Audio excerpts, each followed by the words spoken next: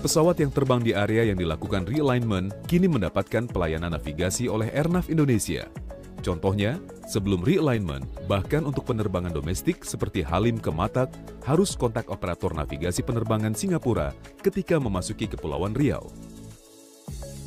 Pada penerbangan internasional, misalnya dari Hong Kong tujuan Jakarta, saat melintas wilayah Indonesia di perairan Natuna, harus kontak operator navigasi penerbangan Singapura. Kemudian baru Airnav Indonesia yang melayani Jakarta Vir.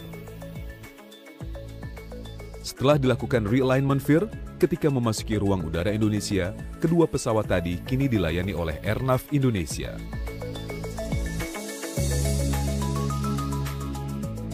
Pesawat yang terbang di Jakarta Vir dilayani dengan teknologi satelit dan komunikasi digital.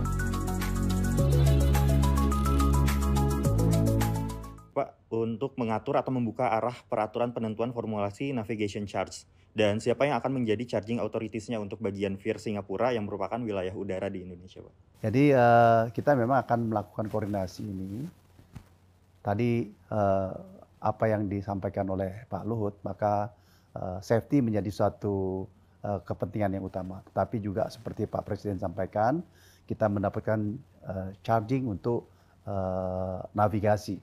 Dan oleh karenanya nanti Airnav akan berkoordinasi dengan ETC atau traffic control yang ada di Singapura dan kita mendapatkan kemanfaatan itu.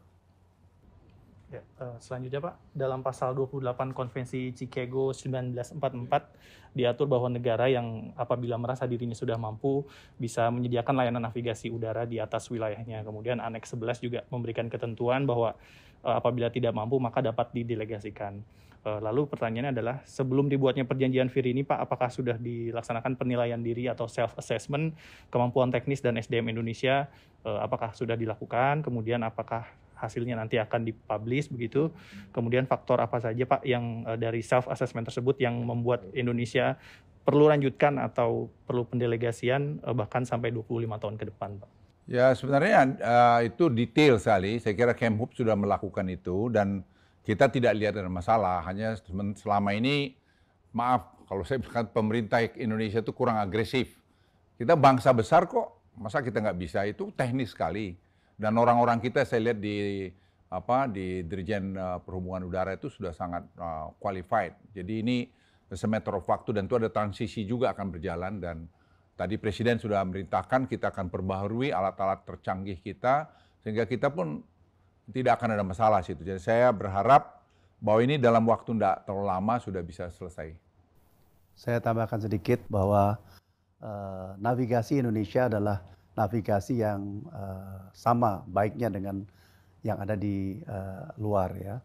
Nah ini terbukti bahwa bukan di daerah situ saja kita mengontrol daerah Jakarta, Vir Makassar dan itu bisa berjalan dengan baik.